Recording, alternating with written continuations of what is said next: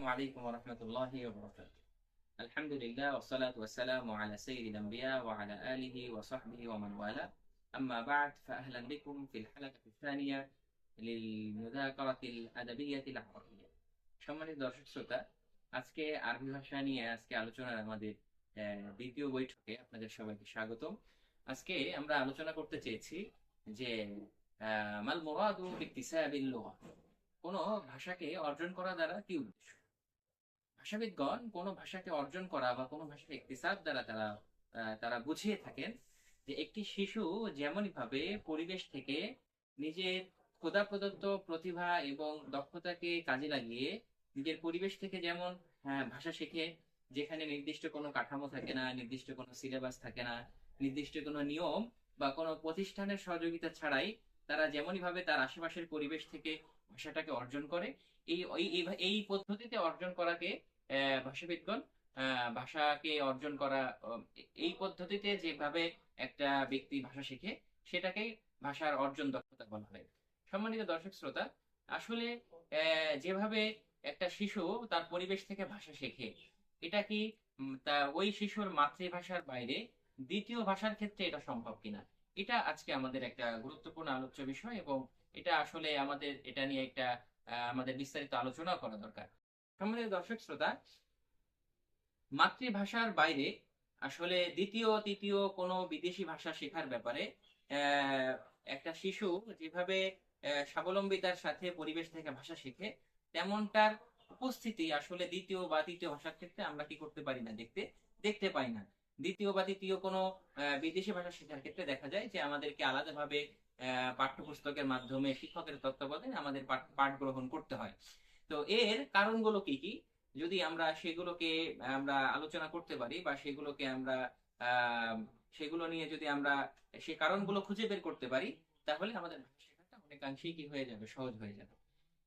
প্রথমত, যে প্রথম ভাষার মতো বা মাতৃভাষার মতো দ্বিতীয় তৃতীয় ভাষা আমরা কেন শিখি না, এর একটা অন্যতম কারণ হলো যে মাতৃভাষাকে যেভাবে একটা শিশু পরিবেশ থেকে শেখে, পরিবেশের মধ্যে যেভাবে ওই শিশুর মাতৃভাষাকে শেখার যে উপাদানগুলো ছড়িয়ে ছিটিয়ে থাকে, সেই উপাদানগুলো দ্বিতীয় তৃতীয় ভাষার ক্ষেত্রে সেই বৈশিষ্ট্যগুলো কি থাকে না, বিদ্যমান থাকে না।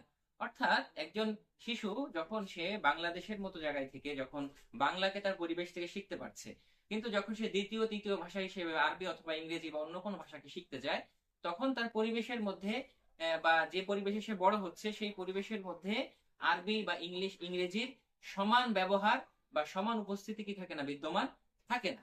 এই কারণে দেখা যায় যে একটা শিশু বাংলাকে যতটা সহজে শেখে, আরবি অথবা ইংরেজিকে ততটা সহজে শিখে না।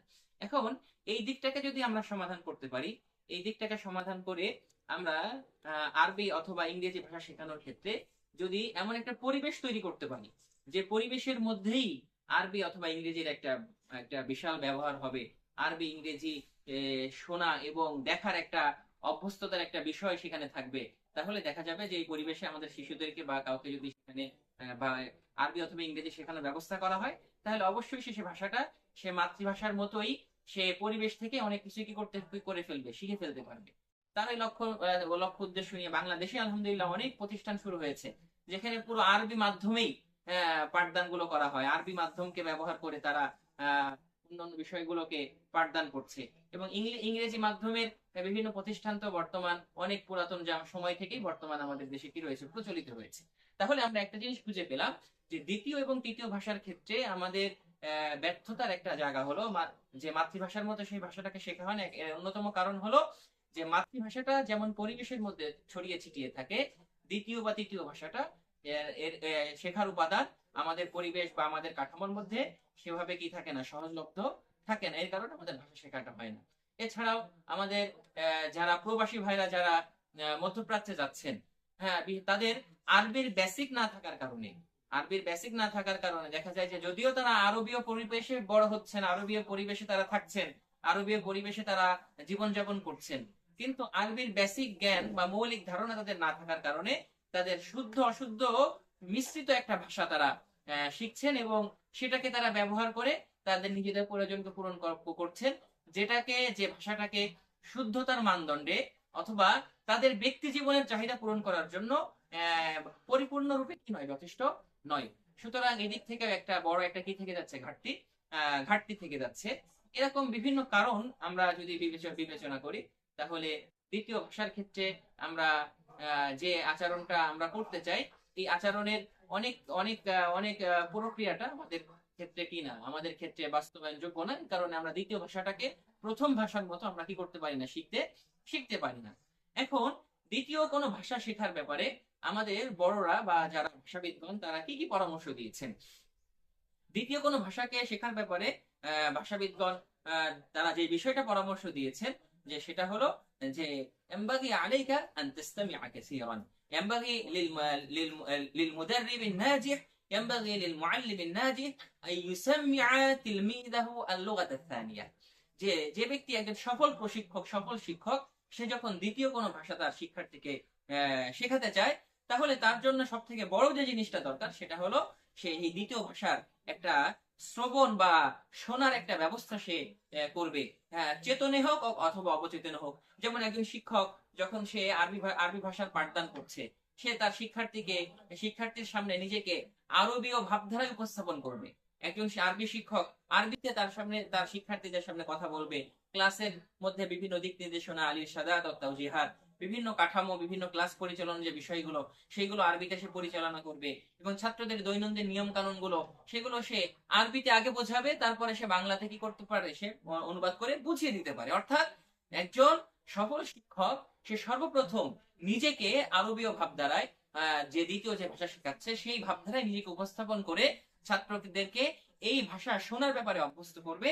এবং এছাড়াও বিভিন্ন সময় তারা পরামর্শ দিয়ে থাকেন যে আরো আরবি বিভিন্ন ক্লিপস, বিভিন্ন audio audio video audio audio বা ভিডিও, বিভিন্ন বিভিন্ন ক্লিপস, এটা ছাত্রদেরকে দেখানোর মাধ্যমে তাদেরকে আরবি শোনায়, ইস্তেমায়ের মাধ্যমে, শ্রবণের মাধ্যমে তাদেরকে অভ্যস্ত করে তোলা। তো দ্বিতীয় ভাষা শেখার ক্ষেত্রে একটা খুবই কার্যকারী পন্থা, সেটা হলো যে আমরা আমাদের শিক্ষার্থীদের জন্য পর্যাপ্ত শোনার ব্যবস্থা করব। হয়তো আমি নিজেই বলবো, অথবা আমি অডিও ভিডিওর মাধ্যমে আমি আরবি শোনানোর কি করব, চেষ্টা করব। এভাবে আমরা তাদের সামনে একটি একটি আরবিময় পরিবেশ গড়ে তুলতে পারি। এটা হলো প্রথম বিষয়। দ্বিতীয় যে আর একটা বিষয়, যে আসলে যেহেতু একটি দ্বিতীয় ভাষা এবং এই ভাষা অর্জনের উপাদানগুলো আমার পরিবেশের মধ্যে নেই, তাহলে এই ভাষাকে অর্জন করার জন্য আমাকে একটু প্রচেষ্টা ব্যয় করতে হবে।